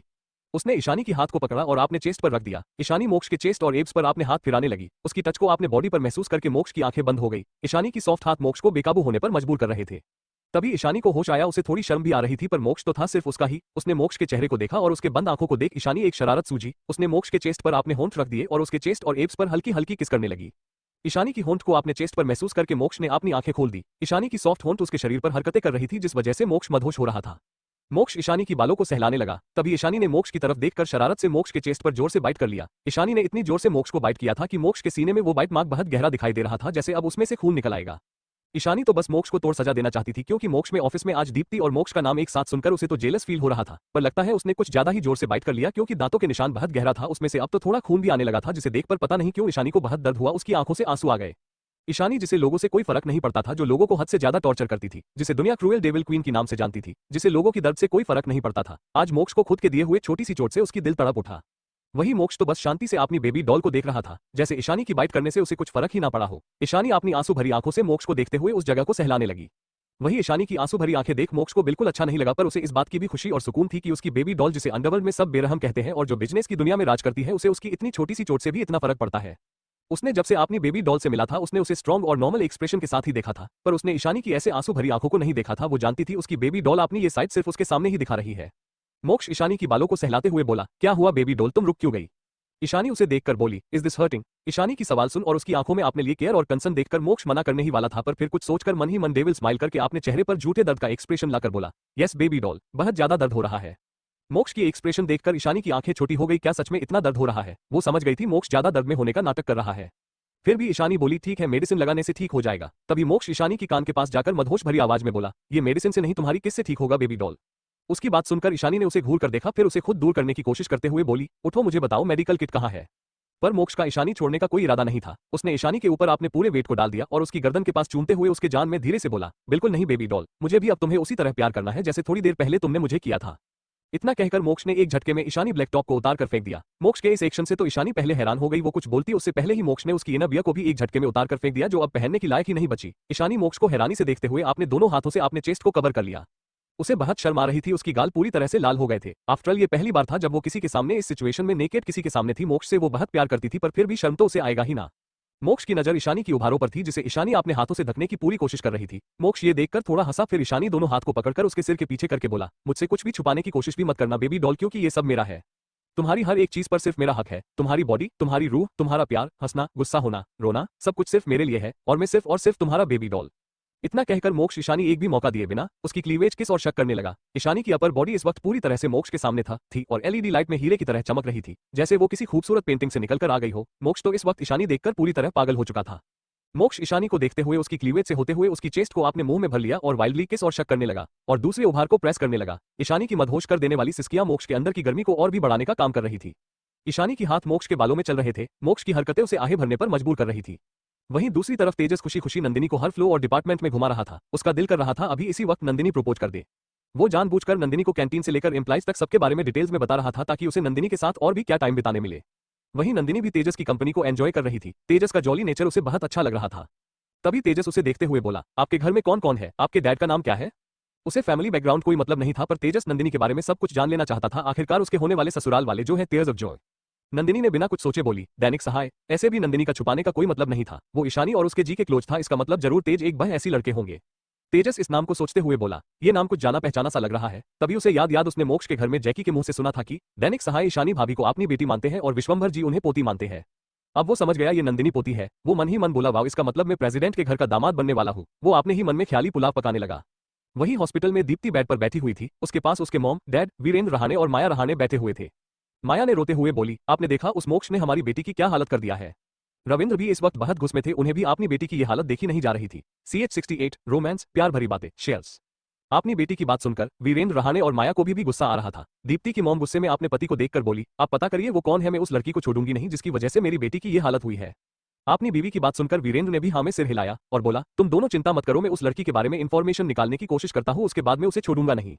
तब दीप्ति बोली, डैड आप जो भी करेंगे बट इस बारे में मोक्ष को पता नहीं चलना चाहिए। मोक्ष उस लड़की के पीछे पागल हो गया है डैड। वो मुझे एक नजर देखता तक नहीं और आज तो उसने उसे बेकार 2 कौड़ी की लड़की के लिए मुझे अपने गार्ड से कहकर पिटवाया डैड। आप कुछ भी कीजिए डैड, मुझे मोक्ष चाहिए, मैं उसे बहुत पसंद करती हूँ डैड, मैं उसके बिना नहीं रह सकती। आपने तो कहा था राजवंश फैमिली मोक्ष और मेरी शादी जरूर कर देंगे, पर उन लोगों ने तो आपके बातों का मान भी नहीं रखा दादाजी के दोस्त के होने के नाते। मैं क्या करूं डैड, मोक्ष ने तो मुझे ऑफिस से भी निकल दिया, अब मैं उसके आसपास कैसे रहूंगी? प्लीज डैड कुछ कीजिए, मुझे कैसे भी करके मोक्ष से शादी करना है। इतना कहकर दीप्ति रोने लगी। अपनी बेटी को इस तरह से रोते हुए देखकर वीरेंद्र जी को बिल्कुल अच्छा नहीं लगा। उन्होंने उसकी बालों में प्यार से हाथ फेरते हुए बोला, रो मत बेटा, मोक्ष जरूर तेरा होगा। मैं फिर से राजवंश फैमिली से बात करने जाऊंगा, बस एक बार मुझे उस लड़की के बारे में सब कुछ पता चल जाए। तुम डिस्चार्ज हो जाओ, हम फिर से मोक्ष के घर जाएंगे। और एक बात याद रखना, तुम्हें इस बार वहां सबको इंप्रेस करना होगा, खास करके मोक्ष के दादा दादी को, क्योंकि मोक्ष चाहे कितना भी क्रूएल क्यों ना हो वो अपने दादा दादी को कभी मना नहीं करेगा। और तुम्हें मोक्ष की मोम को भी इंप्रेस करना होगा। दीप्ति की मॉम भी बोल, हाँ बेटा तुम्हें मोक्ष के घरवालों को इंप्रेस करना ही पड़ेगा। अगर वो सब तुमसे इंप्रेस हो गए तो मोक्ष को अपने घरवालों की बात मानकर उस लड़की को छोड़कर तुमसे शादी करनी ही पड़ेगी। अपनी मोम डैड की बातें सुनकर दीप्ति भी चुप हो गई, क्योंकि उसे भी अपनी मोम डैड की बातें सही लग रही थी। अगर मोक्ष के घरवाले उसे पसंद करने लगे और मोक्ष को फोर्स करे उससे शादी करने के लिए, तो मोक्ष को उससे शादी करनी ही पड़ेगी। और शादी के बाद वो मोक्ष को अपनी खूबसूरती और हुस्न के जाल में इतना दीवाना बना देगी कि मोक्ष लड़की के बारे में कभी सोचेगा भी नहीं, चाहे वो कितनी ही खूबसूरत क्यों ना हो। पर उसे क्या पता कि मोक्ष की क्रूएलिटी तो उसने देखी ही नहीं। अगर मोक्ष की क्रूएलिटी देख ली तो ऐसे ख्याल उसके दिमाग में आएगा ही नहीं। वहीं दूसरी तरफ मोक्ष के ऑफिस केबिन प्राइवेट रूम में मोक्ष और ईशानी अब भी एक दूसरे से लिपटे हुए थे। मोक्ष ईशानी की डेलिकेट ब्रेस्ट को किस, सक और बाइट किए जा रहा था, जिस वजह से ईशानी की ब्रेस्ट पूरी तरह से रेड हो गई थी और बाइट मार्क्स भी नजर आ रही थी। मोक्ष ईशानी की सीने पर खुद के दिए हुए निशान को देखकर सेटिस्फैक्शन से मुस्कुराते हुए ईशानी को देखता है, जो उसे देखकर अपनी नजरें चुरा रही थी। मोक्ष ने ईशानी के फेस को पकड़ अपने तरफ किया और उसकी आंखों में देखकर बोला, मुझे पता नहीं था कि मेरी बेबी डॉल इतना शर्माती भी है। वैसे तुम्हारी इस शर्माते हुए लाल चेहरे को देखकर मुझे अभी तुम्हें पूरी तरह से अपना बना लेने का मन कर रहा है। मैं तुमसे ज्यादा दिन दूर नहीं रह सकता, इसलिए मैंने नमन से हमारी शादी की पेपर्स बनाने को बोल दिया है, ताकि हम लीगली हस्बैंड वाइफ बन जाए। ऐसे तो तुम पूरी तरह से मेरी हो और मुझे तुम्हें अपना बनाने के लिए किसी पेपर की या परमिशन लेने की जरूरत नहीं है, पर मैं नहीं चाहती कि बाद में कोई मेरी बेबी डॉल पर उंगली उठाए। उसकी बात सुनकर ईशानी बस स्माइल कर देती है। उसे मोक्ष शादी करने से कोई प्रॉब्लम नहीं थी, पर वो बस यही सोच रही थी कि आपने दादाजी, डैड, मोम, भाइयों इन सबको इस बारे में कैसे बताए।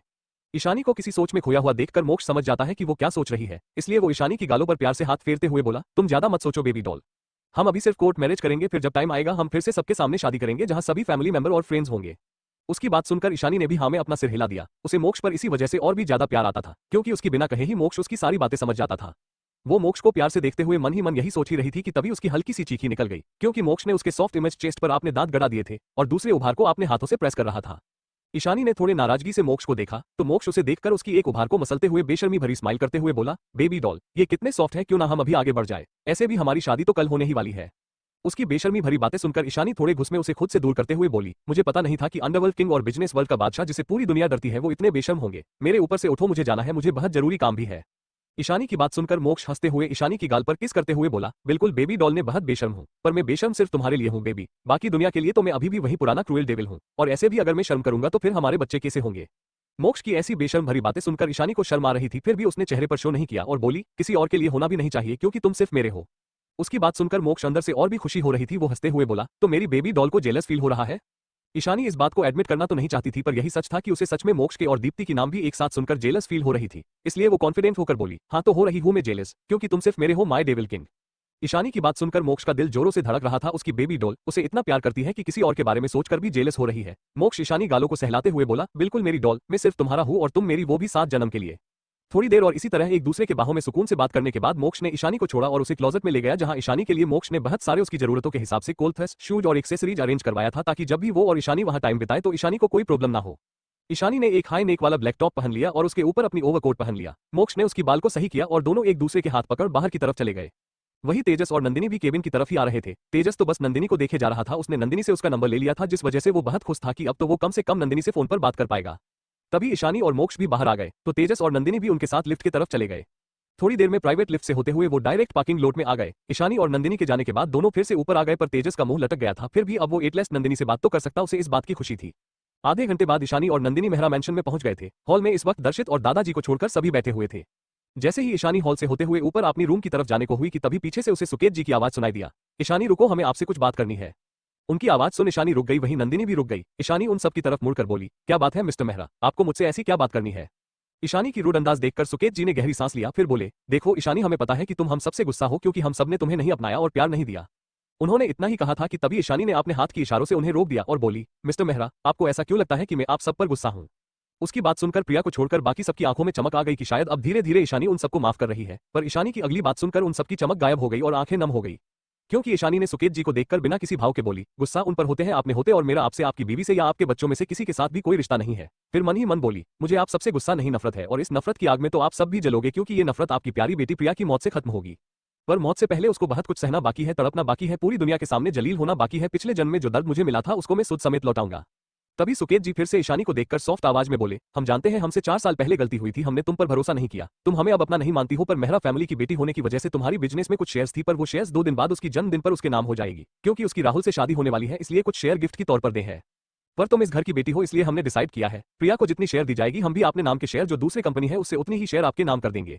सभी घर वाले ईशानी की रिएक्शन देख रहे थे पर ईशानी अब भी बिना किसी इमोशन के खड़ी थी। वही आपने डैड की बात सुनकर कि वो ईशानी को भी उतनी शेयर देने वाले हैं जितनी शेयर उसे मिलेगी तो उसे गुस्सा आ रहा था। उसके डैड और सबको क्या जरूरत है ईशानी को शेयर देने की। तभी ईशानी ने सरकास्टिक स्माइल करते हुए बोली, मिस्टर मेहरा, आपसे किसने कह दिया कि मुझे आपके उस बिजनेस में शेयर चाहिए, मुझे आपके उस 2 कौड़ी के शेयर्स में कोई इंटरेस्ट नहीं है। वहीं नंदिनी मन ही मन बोली, कितनी बेशर्म फैमिली है, एक तो ईशानी की सारे शेयर्स आपने इस घटिया बेटी को दे दिया और अब किसी छोटे ब्रांच के उतनी ही शेयर्स ईशानी के नाम करके ऐसे दिख रहे हैं जैसे इशू पर कितनी बड़ी एहसान कर रहे हैं। पर इन्हें ये पता नहीं ईशानी इनकी कंपनी जैसी 1000 कंपनियां चुटकियों में खरीद सकती है। CH69 प्रिया की इंसल्ट, ईशानी की डेविल स्माइल, सबकी नाम आंखें। इस वक्त नंदिनी को ईशानी की इस सुखलौट फैमिली पर गुस्सा और हंसी दोनों ही आ रही थी। उसे समझ नहीं आ रहा ये सारी फैमिली इतनी ही बेवकूफ है क्या इन लोगों के दिमाग नाम का चीज नहीं है। जब इन्हें ईशानी की डॉक्टर ईशा वाली आइडेंटिटी पता है तो फिर भी ये लोग इशू को इतनी छोटी सी शेयर देने की बात कर भी कैसे सकते हैं जो ईशानी के लिए धूल के बराबर भी नहीं है। वही ईशानी की इंसल्टिंग बातें सुनकर सबको थोड़ा बुरा लगा और थोड़ा गुस्सा भी आया। वो तो ईशानी की हक उसे देना चाहते थे क्योंकि उन्हें लगता था कि प्रिया को ईशानी के शेयर्स देने की वजह से कहीं ईशानी ज्यादा गुस्सा ना हो जाए। भले ही वो आपने मेहरा कॉर्पोरेशन की शेयर्स ईशानी को नहीं दे रहे थे, फिर भी वो उसी कॉर्पोरेशन के एक ब्रांच की शेयर्स जो सुकेत जी के नाम पर है उनमें से 10% शेयर ईशानी को दे रहे थे ताकि ईशानी की मन में गुस्सा ना बढ़े। पर ईशानी के लिए तो वो शेयर्स 2 कौड़ी की है।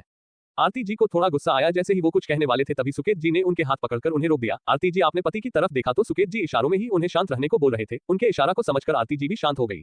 सुकेत जी ईशानी की तरफ देखकर बोले, देखो ईशानी, हमें पता है कि तुम हम सबसे कोई रिश्ता नहीं रखना चाहती हो और गलती भी हमारी है, पर हम तुम्हें तुम्हारी हक दे रहे हैं। तुम मेहरा फैमिली की बेटी हो।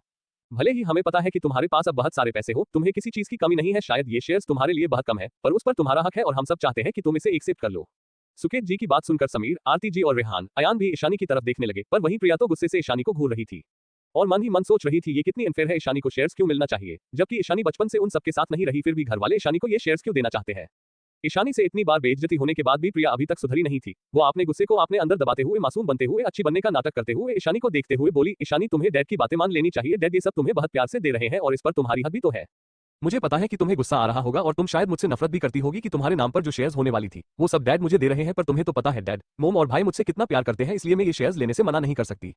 प्रिया अपनी बातों से ये दिखाने की कोशिश कर रही थी कि सभी उसे कितना प्यार करते हैं और ईशानी को कोई भी प्यार नहीं करता, इसलिए तो उसके नाम पर जो शेयर्स होने वाली थी वो सब उसे दे रहे हैं।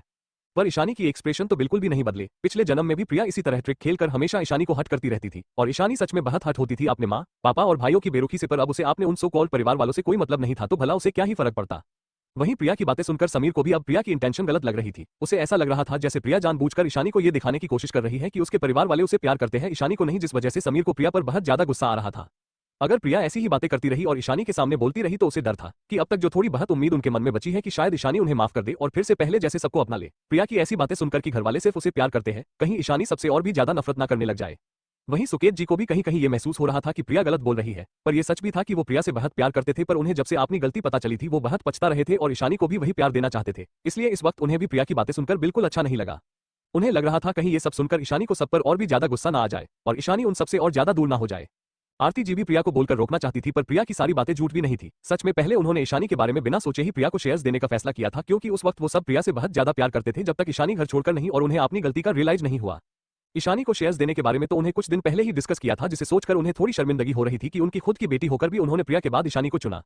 तभी ईशानी की खतरनाक हंसी पूरे हॉल में सुनाई दिया। मिस प्रिया, तुम्हें नहीं लगता कि तुम कुछ ज्यादा ही सोचती हो? आई मीन तुम्हें ऐसा क्यों लगता है कि मुझे वो एक पैसे के बराबर शेयर्स चाहिए जो तुम्हें दिया जा रहा है? ना तो मैं तुम्हारी तरह भिखारी हूँ कि मुझे दूसरों से दिया भीख चाहिए, और ना ही मैं तुम्हारी तरह डस्टबिन हूँ जो कोई भी किसी भी कचरे को मुझे दे और मैं अपने पास रख लो। वो क्या ना, मेरी भी एक स्टैंडर्ड है, इसलिए मुझे ये शेयर्स के नाम पर कचरे की कोई जरूरत नहीं है। मैंने तो पहले ही तुम्हें कहा था कि तुम बिल्कुल डस्टबिन जैसी हो जो सिर्फ कचरे के लिए ही बनी हो। वहीं ईशानी को ऐसे डेविल की तरह हंसते हुए और डस्टबिन कहकर अपना मजाक उड़ाते हुए देखकर प्रिया गुस्से के मारे कांप रही थी। उसका मुंह काला पड़ गया था। हर बार ईशानी उसकी बेइज्जती करती थी, पर वो चाहकर भी उसे सबक नहीं सिखा पा रही थी। उसकी आंखों से गुस्सा और बेइज्जती के कारण आंसू बहने लगे। वो अपने फैमिली की तरफ देखकर बोली, मॉम, डैड, मैंने ऐसा क्या गलत बोल दिया जो ईशानी मुझे ऐसी बातें बोल रही है और मेरी बेइज्जती कर रही है? मैं तो बस उसे समझा रही थी। इतना कहकर वो रोने लगी। वहीं प्रिया को ऐसे रोते देख समीर को छोड़ सबको थोड़ा बुरा तो लगा, पर उन्हें समझ नहीं आ रहा था कि वो क्या बोले। रेहान और अयान ईशानी को छह कर भी कुछ बोल नहीं सकते थे, क्योंकि पिछली बार भी उन दोनों ने प्रिया की साइड लिया था। अब वो नहीं चाहते थे कि ईशानी उनसे फिर से और भी ज्यादा गुस्सा हो जाए, खास करके रेहान, क्योंकि आपने पिछले गलतियों की वजह से वो अब भी पछता रहा था। आरती जी प्रिया के पास आए तो प्रिया उनके गले लग गई और रोने लगी। आज तो सच में उसे रोना आ रहा था। पहले कभी उसकी ऐसी बेइज्जती नहीं हुई थी। जब पहले ईशानी इस घर में आई थी तब वो ही थी जो ईशानी को बेइज्जत करती थी और ईशानी हमेशा ऐसी रोती थी। पर अब ईशानी के आने के बाद ईशानी बदल गई थी। अब तो उसे ईशानी की बेइज्जती करने का मौका ही नहीं मिल रहा था, उल्टा उसकी ही बार बार सबके सामने बेइज्जती हो रही थी। उसे ईशानी से और भी ज्यादा नफरत हो रही थी इस वक्त। आरती जी प्रिया को शांत करने की कोशिश करते हुए ईशानी की तरफ देख बोली, ईशानी तुम प्रिया से ऐसे कैसे बात कर सकती हो? वो तो तुम्हें बस समझा रही थी और तुम उसकी इस तरह से बेइज्जती क्यों कर रही हो? वो भी तो तुम्हारी बहन है। उनकी बात सुनकर ईशानी अपनी कोल्ड नजरों से उन्हें घूरते हुए बोली, मिसेज आरती मेहरा, जब मैं आप सबको ही अपनी फैमिली नहीं मानती तो फिर आपकी ये कचरा जैसी बेटी मेरी बहन कैसे हो गई? और इसकी औकात भी है क्या मेरी बहन बनने की? और क्या कहा आपने मुझसे बात कर रही थी? ये तो मुझे पूछना चाहिए कि आपकी ये सो कॉल्ड बेटी मुझसे बात ही क्यों कर रही थी? मैंने तो उसे क्लियरली मुझसे बात करने से मना किया था। क्या आपकी मोम की गुड़िया को भूलने की बीमारी है? अगर है तो फिर आपको अपनी प्यारी बेटी को घर पे नहीं हॉस्पिटल में छोड़ देना चाहिए। जितना मुझे लगता है इसकी दिमाग भी कमजोर है, कहीं आपकी मोम की गुड़िया पागल ना हो जाए। उसकी बात सुनकर अब आरती जी को ईशानी पर थोड़ा गुस्सा आने लगा। भले ही अब वो ईशानी से प्यार करते थे, पर प्रिया को भी उन्होंने बचपन से पाला था, जिस वजह से प्रिया के लिए ईशानी की कड़वे शब्द उन्हें बुरा लग रहा था। पर वो ये भुलाए थे कि उन लोगों ने तो ईशानी को इससे भी ज्यादा कड़वे शब्द बोले थे। आरती जी ईशानी को देख बोली, ठीक है, अगर तुम्हें ये शेयर्स नहीं चाहिए तो हम तुम्हें ये लेने के लिए फोर्स नहीं करेंगे। पर 2 दिन बाद प्रिया की बर्थडे पार्टी है, क्या तुम पार्टी ज्वाइन कर सकती हो ताकि तुम भी सबसे मिल सके और मेहमान से भी तुम्हारे डैड तुम्हें इंट्रोड्यूस करवाना चाहते हैं। इस बात से ईशानी को कोई फर्क नहीं पड़ा, पर उसके चेहरे पर एक कड़वी मुस्कान आ गई थी। वो कुछ सोचते हुए सरकास्टिक स्माइल करते हुए बोली, मिसेज आरती मेहरा, जितना मुझे याद आपकी प्यारी बेटी की बर्थडे पर तो आप मुझे आने से मना करती थी ताकि आपको, आपकी फैमिली को और आपकी सो कॉल्ड कचरा बेटी को मेरी वजह से एम्बेरस ना होना पड़े। तो फिर आज ये उल्टी गंगा क्यों बह रही है कि मुझे आप सब इंट्रोड्यूस करना चाहते हैं, वो भी आपकी कचरा बेटी की फालतू बर्थडे पार्टी में? और आप सब मुझे क्या कहकर इंट्रोड्यूस करवाने वाले हैं? लेट मी गेस, फिर कुछ सोचने की एक्टिंग करते हुए तिरछी स्माइल करके बोली, ओहो, आई गेस आप सब सबको ये बोलकर मुझे इंट्रोड्यूस करवाने वाले हैं कि मैं आप सबकी गोद ली हुई बेटी हूँ, राइट? इतना कहकर वो चुप हो गई। वही दादी माँ चुपचाप बैठी सब सुन रही थी। उन्हें अपनी पोती के दर्द के बारे में सब कुछ पता था, जिस वजह से उन्हें ईशानी की सबको इंसल्ट करना बिल्कुल बुरा नहीं लग रहा था। वही सभी घर वालों की नजरें शर्म से झुक गई थी। सबको याद आ रहा था कैसे उन सबने जब ईशानी पहले इस घर में आई थी तो सबको बोला था कि ईशानी सिर्फ उनकी गोद ली हुई बेटी है ताकि प्रिया को बुरा ना लगे और उसे दर्द ना हो, पर उन लोगों ने इस वजह से ईशानी को कितना दर्द दिया था इसकी तो उन्हें अंदाजा भी नहीं था। अब तो सबकी आंखें नम हो गई। वहीं आरती जी को अब बहुत पछतावा हो रहा था। ईशानी की बातें उनके दिल में खंजर की तरह बार कर रही थी। ये सच था कि उन्होंने प्रिया की बर्थडे पार्टी में ईशानी को आने से मना किया था ताकि प्रिया की मूड ईशानी को देखकर अपसेट ना हो जाए, पर इन सब में उन्होंने अपनी खुद की बेटी को इतना दर्द दे दिया कि अब वो उनसे नफरत करती है। आरती जी अब ईशानी से माफी मांगना चाहते थे, पर इससे पहले ही ईशानी वहां से ऊपर चली गई। उसे और उन सब का नाटक बर्दाश्त नहीं हो रहा था। ईशानी के जाने के बाद जब नंदिनी जाने को हुई तभी सुकेत जी नंदिनी को रोकते हुए बोले, बेटा जरा रुकिए। उनकी बात सुनकर नंदिनी रुक गई। वो उन सबको बिल्कुल पसंद नहीं करती थी, पर थे तो वो बड़े ही, अगर बिना सुने चली गई तो ये उनका अपमान होगा, ये सोचकर वो रुक गई। नंदिनी को देखकर सुकेत जी बोले, बेटा हम जानते हैं ईशानी हमसे गुस्सा है और शायद नफरत भी करती है, पर हम चाहते हैं कि वो इस पार्टी में आए और सबसे घुले मिले। हम उसे सबसे अपनी बेटी कहकर इंट्रोड्यूस करने वाले थे, पर वो बिना कुछ सुने ही चली गई। तो क्या आप उनसे बात कर सकती है और उन्हें पार्टी में आने के लिए कन्विंस कर सकती है? आपने डैड की बात सुनकर कि वो ईशानी को अपनी बेटी और मेहरा फैमिली की प्रिंसेस की तौर पर इंट्रोड्यूस करवाना चाहते हैं, सुनकर प्रिया को बहुत गुस्सा आ रहा था। उसके डैड ऐसे कैसे कर सकते हैं? वो उनकी प्रिंसेस है ना कि वो ईशानी, तो फिर वो उसे क्यों सबसे मिलवाना चाहते हैं? अगर सबको पता चल गया कि ईशानी इस घर की असली प्रिंसेस है और वो सिर्फ गोद ली हुई जो हॉस्पिटल में बदल गई थी, तो उसका क्या हुआ? कोई भी उसे अच्छे से ट्रीट नहीं करेगा। उसकी स्टेटस और घमंड एक पल में चकनाचूर हो जाएगी।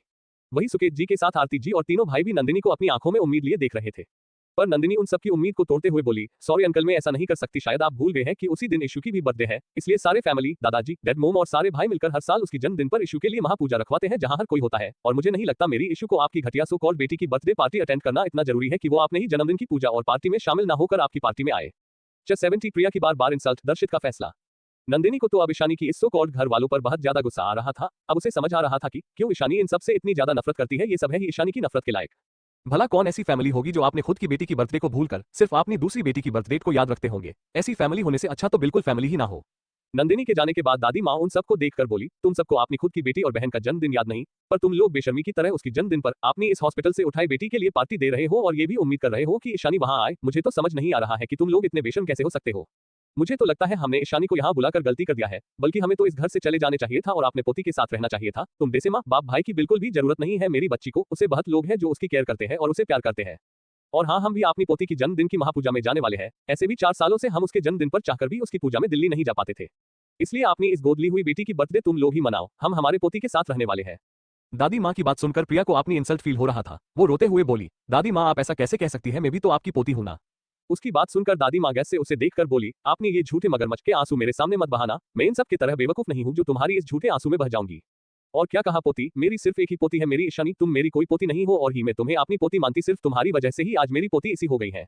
सिर्फ तुम्हारी इस नाटक की वजह से किसी ने भी मेरी ईशानी को प्यार नहीं दिया जो सिर्फ उसके हिस्से का था। वो इस घर की रियल बेटी और मेरी पोती है। तुम्हारी और तुम्हारी दोस्त की झूठ की वजह से मेरी फूल जैसी पोती को क्या क्या नहीं सहना पड़ा जितना उसे दर्द हुआ है ना। अगर तुम इस घर में बचपन से नहीं रहती और मेरे ये बेवकूफ बेटे, बहू और पोते तुझ जैसी झूठी घटिया लड़की को नहीं बचाते तो हम तुम्हें उससे 2 गुना ज्यादा दर्द देते। उनकी इतने गुस्से भरी आवाज और प्रिया के लिए इतनी नफरत देखकर घर वाले सुन रह गए। उन्हें समझ आ गया कि सच में अगर उस वक्त उन लोगों ने प्रिया की बचाव नहीं किया होता तो जरूर उसके दादा दादी प्रिया को उस वक्त बहुत कड़ी पनिशमेंट देते।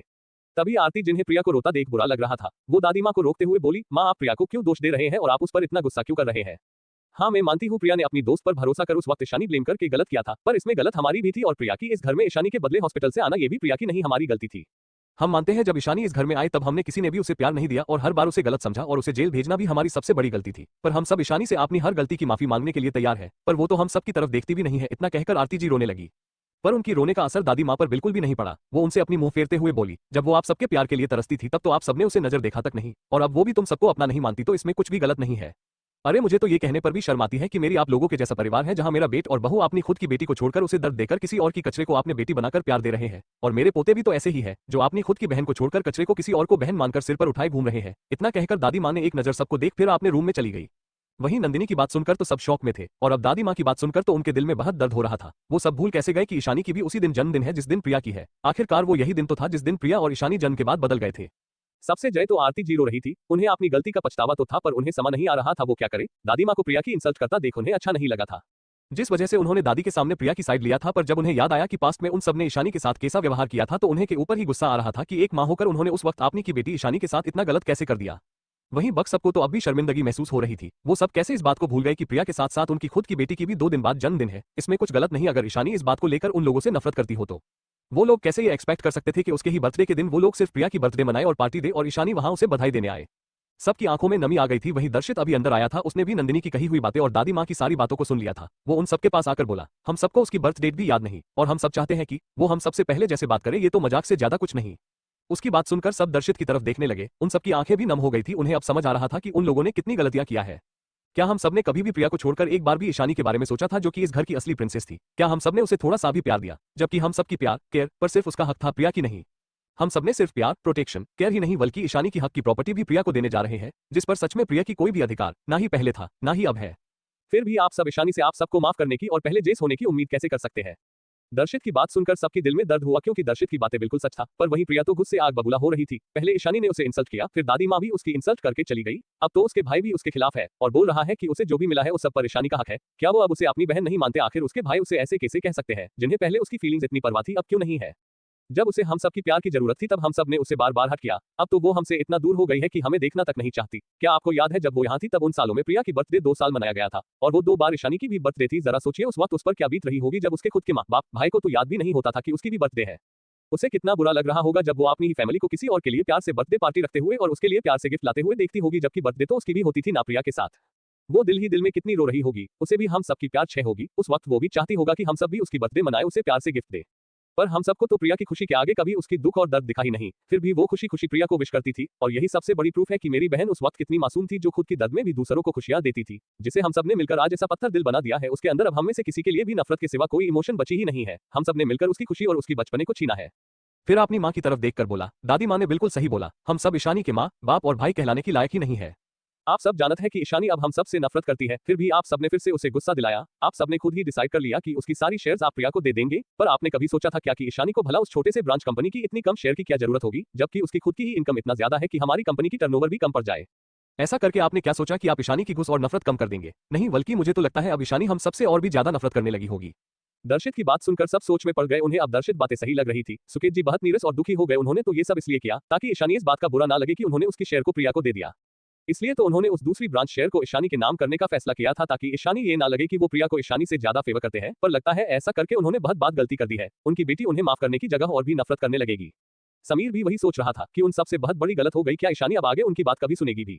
तभी दर्शित सबको देखकर बोला, मैं भी इस बार प्रिया की बर्थडे पार्टी अटेंड नहीं करूंगी। ऐसे भी प्रिया को आज तक ईशानी सारी खुशियां और प्रिविलेज मिला है। इस बार मैं अपनी की बहन की बर्थडे पूजा और पार्टी उसके साथ रहना चाहता हूँ। मैं कोशिश करूंगा कि वो मुझे वहां पूजा और पार्टी में आने अगर नहीं आने